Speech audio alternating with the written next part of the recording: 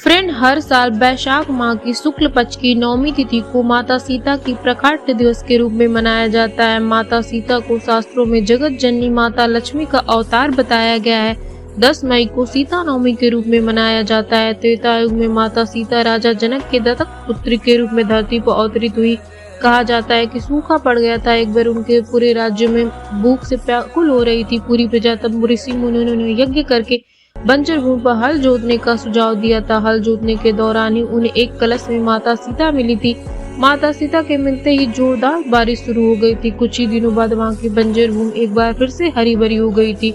जनक पुत्री माता सीता को जानकी के नाम से भी जाना जाता है। आज बताएंगे कि जानकी जयंती के मौके पर कि सीता जी से जुड़ी वो बातें जिनके बारे में अक्सर लोग नहीं जानते हैं। नंबर 1, मार्गशीर्ष मास की शुक्ल पक्ष की पंचमी तिथि को माता सीता को प्रभु श्री राम का विवाह हुआ था। इस बात का जिक्र रामचरितमानस में किया गया, लेकिन वाल्मीकि रामायण में इसका कोई जिक्र नहीं किया गया। वाल्मीकि रामायण में सिर्फ इतना जिक्र मिलता है कि माता सीता का विवाह बाल्यकाल में ही प्रभु श्री राम से हो गया था। नंबर 2, जब श्री राम को 14 वर्ष का वनवास हुआ था, तब माता सीता की आयु मात्र 18 वर्ष थी। श्री राम को वनवास मिलने के बाद राजा जनक ने माता सीता से अपने साथ चलने के लिए कहा, लेकिन माता सीता ने पिता के राजमहल का सुख भोगने से इनकार कर दिया और पतिव्रता धर्म को निभाने की बात करते हुए प्रभु श्री राम के साथ वनवास जाने का निर्णय लिया। नंबर 3, वनवास के दौरान ही माता सीता का रावण द्वारा हरण किया गया था। कहा जाता है कि सीता हरण वनवास के अंतिम चरण में हुआ था। उस समय माता सीता को लंका में 435 दिनों तक रहना पड़ा था।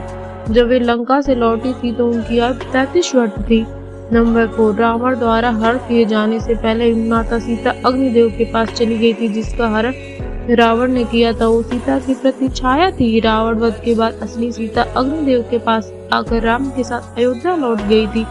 नंबर 5, वाल्मीकि रामायण में बताया गया कि सीता हरण से पहले इंद्रदेव ने खीर बनाकर माता सीता को खिला दी थी, जिससे उन्हें भूख प्यास नहीं लगती थी। इसलिए लंका में रहते हुए माता सीता ने अन्न जल कुछ भी नहीं ग्रहण किया। हालांकि तुलसीदास कृत रामचरितमानस में ऐसा कोई जिक्र नहीं मिलता है। नंबर 6, वाल्मीकि रामायण में बताया गया कि जब वाल्मीकि आश्रम में माता सीता ने लव कुश को जन्म दिया था, तब आश्रम में शत्रुघ्न भी मौजूद थे। इसके अलावा जब वे धरती पर समा गई, तब माता सीता ने सशरीर अपने धाम के लिए प्रस्थान किया था।